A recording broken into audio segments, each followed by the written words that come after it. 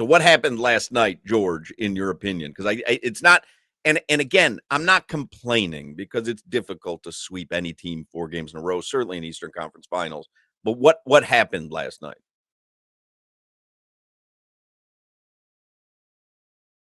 We seem to have lost George.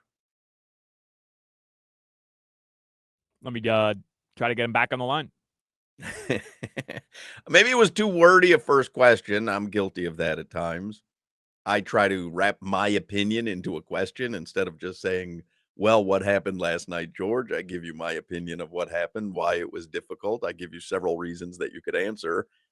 He's there, George. I don't know what happened there, but what happened last night? Well, like we talked about in the workroom, for Carolina to beat the Panthers the way Florida had been playing was if their goalie stole a game.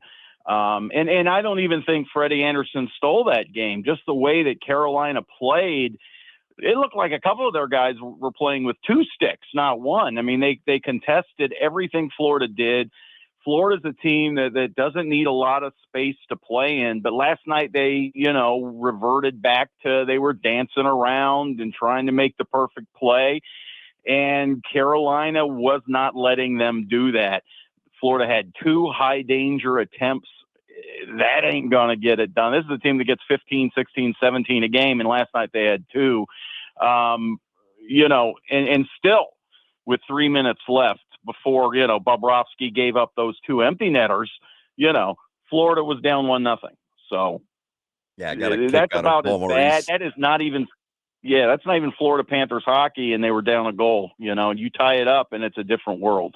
Yeah, which is what I thought was going to happen. I actually live bet them when they went down 1-0. I was laughing because you mentioned the 2 empty netters that Sergei gave up. It was funny, Paul Maurice after the game to talk about the spacing on those 2 goals. That was funny to me. Obviously, he didn't seem to be that concerned last night. Did anything concern you where you go, hey, this is a harbinger of something to come Wednesday night or Friday night? No. If we happen to see a Friday night, or was this kind of just one of those 1-game aberrations? Carolina's not a terrible team, so they shouldn't have been getting manhandled the way they were getting manhandled anyway. So, hey, it happens. Handle your business tomorrow night.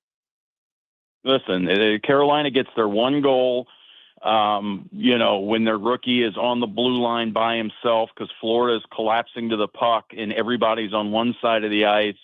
He gets a breakaway in the second. That was just a miscommunication on that part. Florida's going to come full bore tomorrow. I mean, you're going to see them hitting and using the forecheck and just driving to the net and trying to get some stuff around the net, which they did not do. Listen, we've seen this variation of the Panthers at least 3 times in these playoffs, and they've all been losses. Against Tampa Bay, they were going to go up 3-0 and just, played like this. They did it again in Game 6 against Toronto and got beat 2-0. Joseph Wall gets the shutout, but it was the way Toronto played Florida that won the game. Again, same thing here. I don't think Freddie Anderson was all that great. He was the first, but he got a shutout after getting shelled in the first 2 games. Good on him. But now Carolina's got some confidence. They're going home. Like Solana said, it's going to be crazy in Raleigh. I mean, the only thing else going on tomorrow, and I've already looked, the Durham Bulls are playing a home game tomorrow. Other than that, what else is going on? So it's going to be crazy in Raleigh. Yeah, I mean, the Memphis Redbirds are in town. So Durham Bulls, though, isn't that the why do I know the team, right? Yeah, but why do I know the Durham Bulls? From the movie? Is that what it is? Yeah, okay. Crash Davis? Yeah. I'm sure they have a good glizzy at the Durham Bulls ballpark, George. I mean, glizzy over. I would think. I would imagine there's no ballpark that doesn't have a good glizzy, right? No. Good point. Not one I want to go to. George, it's funny because you say the Panthers play like this in a couple different opportunities that they've had to close out teams. Is it fair for me to say that the Cats, as unbelievable as this run has been, as great as this team is, I'm not taking away from that. But is it fair to say that they do seem to have a tendency to take their foot off the pedal a little bit in closeout games? Yeah. We asked Paul Maurice that this morning, and he says he doesn't buy that theory, but it seems like it, right? It just seems like they come in, they know that they've been in complete control of this. Even those games they lost in Toronto, they came back down 0-2 and felt okay about things. They didn't play well the first two periods of game one, but game two they were okay. And the same thing in these first three games. I mean, they had completely manhandled Carolina. The Hurricanes had no answer for the Panthers. But last night they were playing for their lives. You saw guys diving at every pass. I mean, it wasn't just blocked shots. It was, contesting every pass. I mean, there was just no room for anything to happen. Guys were getting, passes getting, going off guys' shins and stuff of that sort. So, listen, Carolina likes playing that style, but so do the Panthers. The Panthers just didn't play their north-south hockey, right? We talk about north-south and same thing in hockey. They were playing east-west, and it just wasn't working. We had the conversation yesterday when we were at the arena. We talked with, Josh Appel was with me, but we talked with Mike Cugno and Doug Plagans, and Goldie was with us. And I was asking everybody the same question. Is the league rooting against the Panthers? And I mean players. I'm not talking about the league office itself. Is this a dislike team? Is the Panthers a dislike team by the league? I think players respect and like no. I think they enjoy watching the Panthers play because they play the game the way a lot of guys want to play it, and it's hard to do.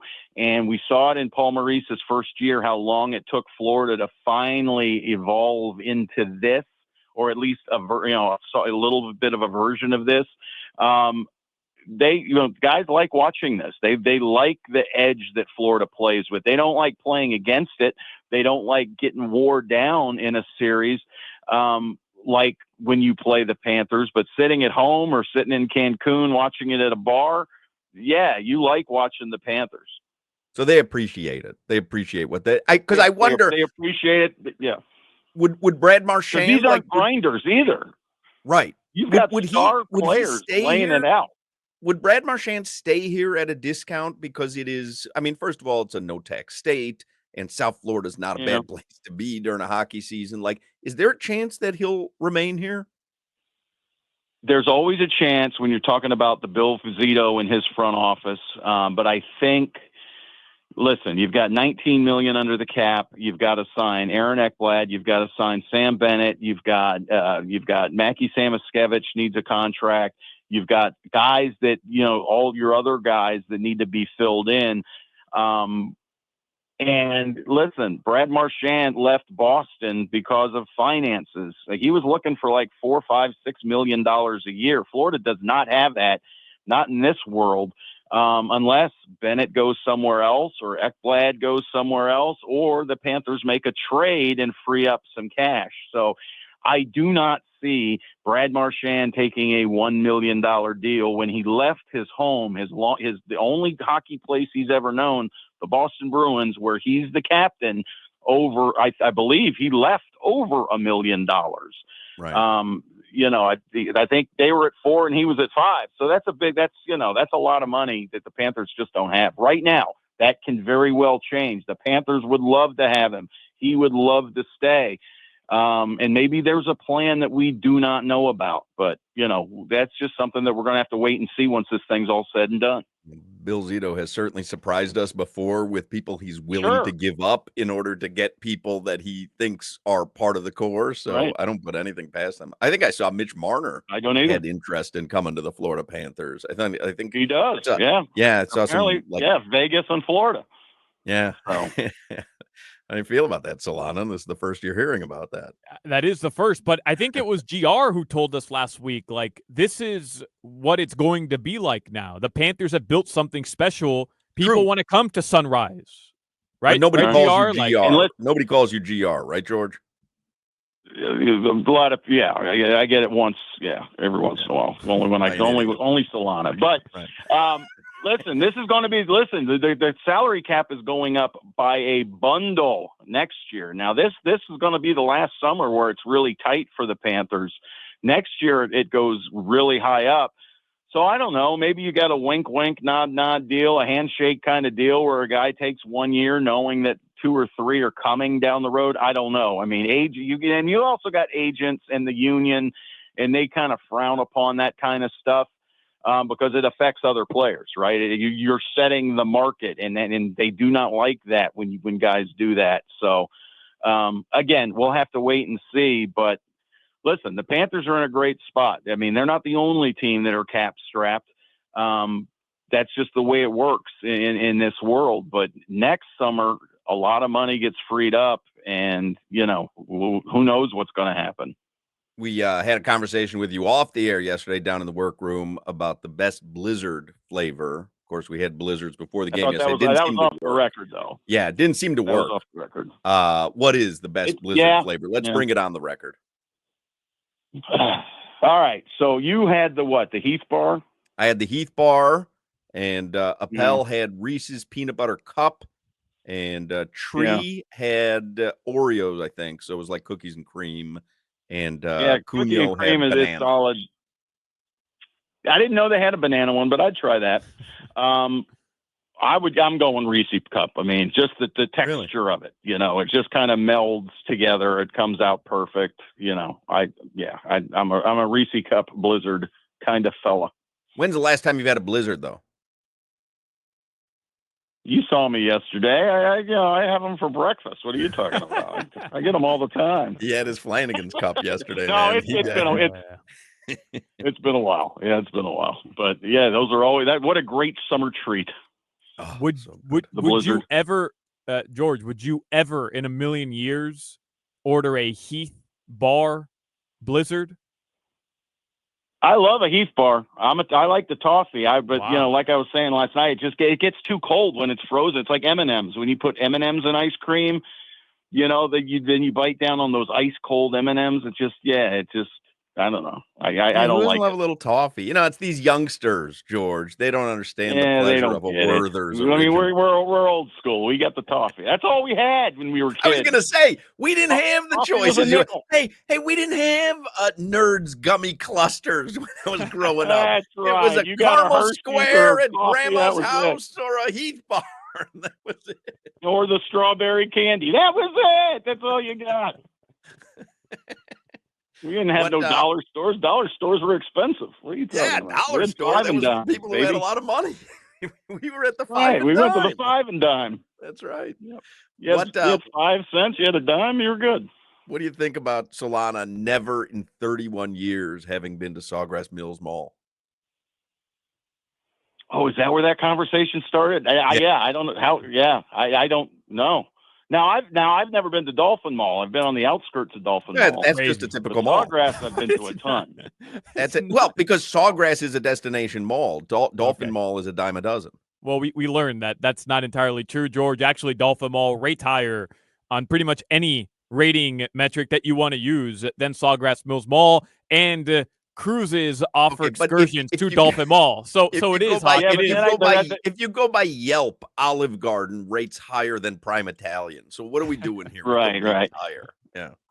Listen, to get to the Dolphin Mall, I got to take the Turnpike extension right then and there, 1 star. So right now, no thanks. Once I see that I have to take the Turnpike extension, But George, you're such a big Flannies guy. If you haven't been to the Doral Flanagan's, then you're not a real Flannies guy. I hate to tell you. I worked at the Miami Herald, buddy. I've been to that Flannies 100 times if I've been there once. So you were basically working next to Dolphin Mall. How'd you never get out there? Because anytime I was there, I was trying to get out of there. You ask any of my bosses at the Herald, they'll tell you. George didn't like sticking around. There's a race going on. Always on the Palm Beach Kennel Club. He's stuck down in Doral. That's right. I was going to the dog track. Get me out of here. When's the last time you've been to Palm Beach Kennel Club? Did you ever go? I used to go when I lived up in West Palm. No, I'm not a West Palm guy. I mean, I grew up across from Biscayne Dog Track and oh wow, into Hollywood Dog Track, and Now I'm against all the Greyhound thing. Yeah, but I back in the don't think old it's days, legal anywhere in the country, is it? Oh, they're all gone. Yeah. I think like Kansas or Oklahoma, one of those states.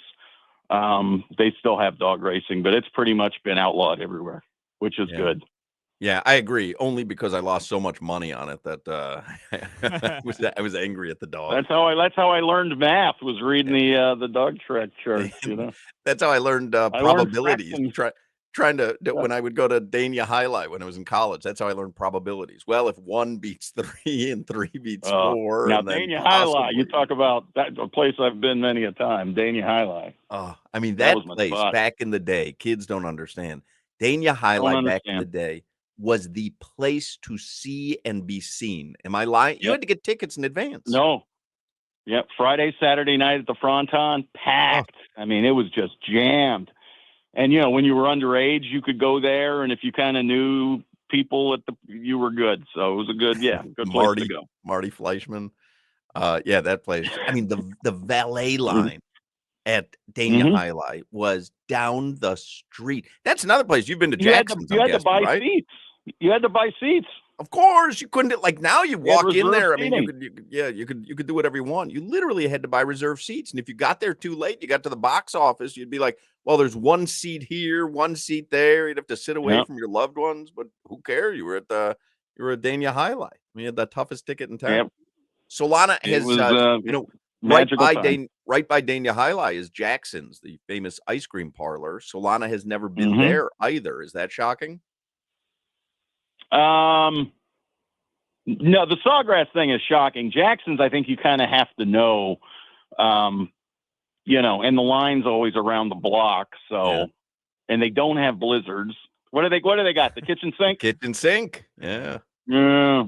I mean, that was like if you didn't grow up in Broward or even on the east, if you grew up in West Broward, maybe you didn't go to Jackson's, but after a night at Highlight, it was always a good stop. Get that rainbow sherbet. That was the best 1-2 punch ticket. Oh my God, the best 1-2 punch in South Florida. Cash that superfecta, head right over to Jackson's. Ice cream on me. Yep.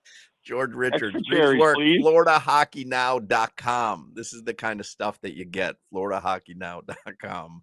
We will hopefully talk to you after Wednesday night, tomorrow night. Yeah. Previewing a potential Stanley Cup final matchup. That would be the ideal conversation. Well, they're going to give it a better showing, tomorrow for sure. But I mean, again, result wise, they played a terrible game and we're down 1 with 5, 6, 3 minutes left to go. So it wasn't. You don't feel like momentum has shifted. No, it does not. Carolina's got life, obviously, but that's it. That's all they've got. All right. George Richards, Florida Hockey Now. Home game. Thank you, George. All right, fellas, be good.